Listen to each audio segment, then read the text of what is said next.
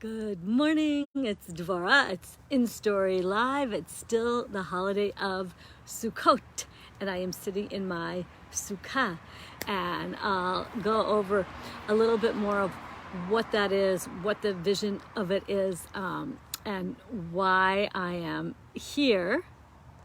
And so, okay, so those of you who follow me, you know I created and lead the InStory Way, which is my company and my year-long coaching program. And the vision of the InStory Way is to take people in to that deep, inner, intuitive, connected soul place within yourself, and to trust it, connect to it, and then to express from that place. And it's called InStory, to go into your InStory, your inner story, and to tell that inner story in your way. The InStory Way is finally doing it your way. This is one of my great passions, is that I believe we have something to say, and that your voice matters, and that your story holds your wisdom. What a concept, right? You know, the days of saying someone who's older is on the shelf, so to speak. No, we have wisdom, we have experience, we have knowledge. We've been able to get up over and over, and it is amazing. It's amazing what we have to offer. So you also know that I'm Jewish, and I'm always sharing the stories of my life experience, and then reminding you to do that too. Good morning, Lorette. And if you want to say good morning, type into the chat. So I want to talk about morning. Like, what is your morning like? And I'm going to tell you just a little bit about this morning, and how when you add a new ritual, you can raise your consciousness a little bit. So Sukkot comes only once a year for a week. And so I have noticed a few things. So we also have a big, wondrous change in our family, in that our daughter and her 4-month-old grandson Kai live with us, which is a deep and wondrous joy, and a different rhythm in the morning. So some mornings, it used to be that I would get up and have time all by myself in the morning for my connecting, my writing, my presence, my being. That doesn't happen every morning anymore. Sometimes my daughter wakes up and asks if I can watch the baby so she can sleep a little more, because, you know, sleeping with the baby is not the most restful sleep always, and I love that. So this morning that happened. Kai came and we sat out in the Sukkah some, and we worked in the kitchen a little together and so forth. And my husband got up and he took Kai, and that's when there's a significant change, because I then came outside into the Sukkah all by myself, and in order to say a few really centering morning prayers to get into that channeled, connected place. And then I picked up the lulav and the etrog, which I'm going to show you again what they are, and I'm going to tell you what happened to me when I waved them. You shake them or wave them in all 6 directions. So this is an etrog. It's a fruit. It actually hangs by this part, and this is the kind of the flower of the fruit. Etrog is what it's called in Hebrew. I think it's called a citron in English. And it's honestly, in the eating department, it's not all that exciting. People will sometimes use the peel to make stuff out of it. There's not much to speak of on the inside of it. But it has become a ritual object in Judaism, and it has to be very beautiful, and you'll notice it doesn't have any blemishes or marks. And so one of the things I've been teaching into is what makes something holy or sacred, and the incredible power of sacred moments to take us out of the ordinary, out of time, lift our spirits, change our energy. They're very powerful. And in Judaism, it's called kadosh, holy. And the way you make something holy is you set it aside for a specific purpose, and you make it beautiful. It's a very, very profound, deep idea, and I'm going to be teaching about it for a while, for the whole year or for a while. So I came out into the Sukkah. I said some preliminary blessings, and then I picked up my etrog, and this is the lulav. It also is these are sort of ordinary things. They just grow. They're not like this is a palm branch and willow and myrtle. So by themselves, they are not holy. They're not. They're part of nature. They're holy as all nature is holy, but it's also ordinary. They're just regular things that grow. Like, I don't just go around and pick up fruits and sticks and wave them around and say blessings on them. Like, it's not normal. So, but it literally says in the Bible, in the Torah, to take, they call it Pri Eitz Hadar, a very beautiful fruit, and through oral tradition, it's an etrog, and it says the names of these species. It says take them and wave them in all 6 directions on the holiday of Sukkot. So that leads me to another thing. It's a command, like an instruction from our source text, which we consider holy, right? I'm Jewish, so that's our tradition. And the blessing you say before something that's like a commandment is Asher Kiddushanu, that makes us holy through this commandment, through this instruction. And I went, oh, makes us holy? I'm talking about holy. And I felt it.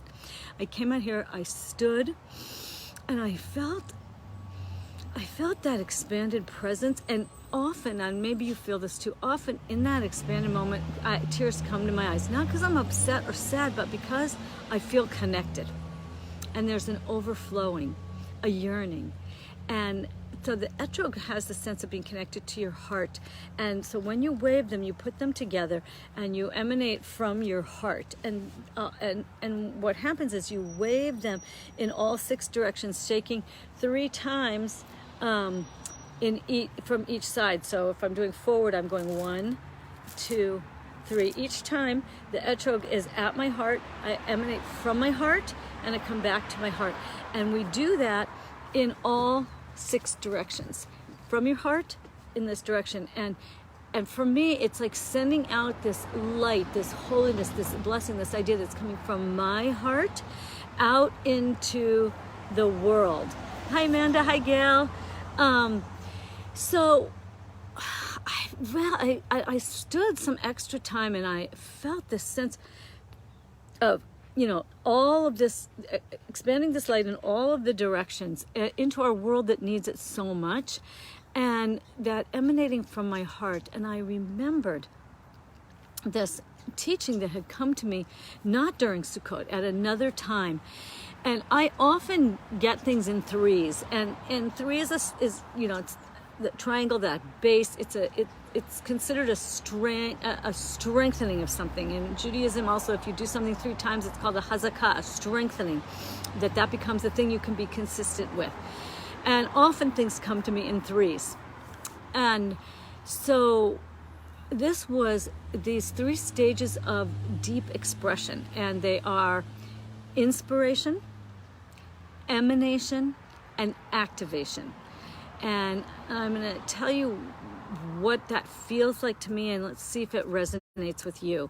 So inspiration is that first impulse to something new.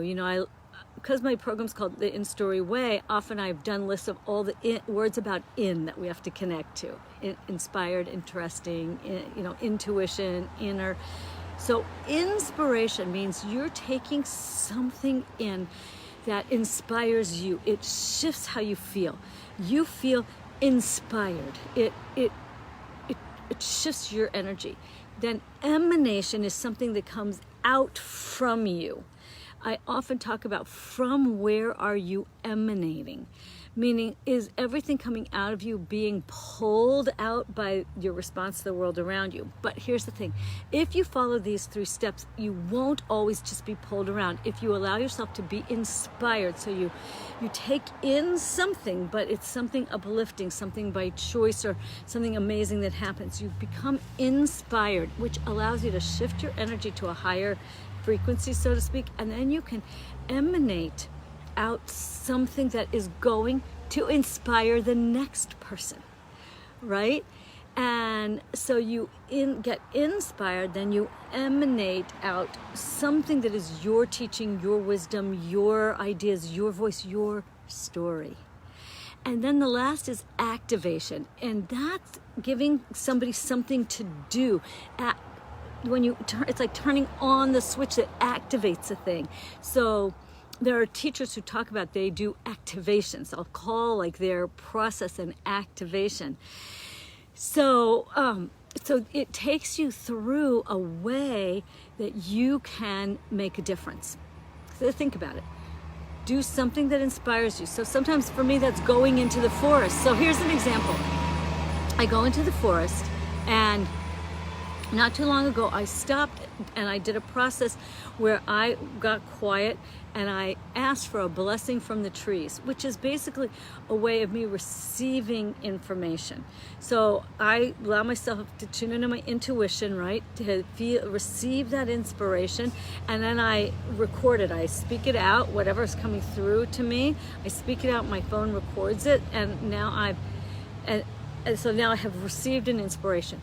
So then I emanate it out by, like I write it, I send it out, and then if somebody then takes an action from that, it's activating them into action to then share something with the next person. So I want to, and there's and I called it Aya, and then that went into a whole meditation about a higher being called Aya, who was the ultimate activator. You know, I have a wild imagination also. Aya, I for inspiration, E for emanation, and Aya for the A for activation. Aya, and it was like Aya was also a name of an energetic, I don't know, that's my creative way of doing things. Inspiration, emanation, activation. I encourage you, I would love to know, can you relate to this? Does that connect to something that works for you? And the reason I'm speaking of it this morning is because when I stood with my lulav and my etrog after I had said the blessing and felt that holiness, it's also a blessing that says you are made holy through doing this, and I felt that connection. It was like, that's the inspiration, and then I felt like the waving, and I was emanating that energy out into the world. And then the other way to think about it is this is the activation. Now I'm telling you about it so you feel that process of being inspired, that you can then emanate from what inspires you, that will then activate someone else. And honestly, this is how we change our world. And this is what you do with your story. This is what InStory is all about. You go in to that inner inspiration, and then you emanate your story. And when someone hears it, it activates within them hope, the possibility of what they could do. So this is what lights up my world, and how I hope to light up your world. I would love to hear, does that resonate with you? Inspiration, emanation, activation. And I want you to feel that sense of emanating from your heart, your inner connected, what I call your InStory or your soul story. I want you to emanate from that heart story, that heart soul story place, and see what comes activated in your world. So with that, I am sending you blessings, and I would love to hear from you. What resonates? Did this help you? What are you doing? What inspires you? Are you emanating from your soul story? Do you feel that you have a soul story to tell? Are you telling it? Let me know. I would love to hear from you. Post a comment, share, let me know. And as always, remember, first I want to wish you Chag Sameach, happy Sukkoth for anyone who observes the holiday. It is the time of joy, Zman Simchatenu, time of joy. So may this all lead you to joy. All right, with blessings, remember, as I always say, to go out in the world, share your story, live your purpose.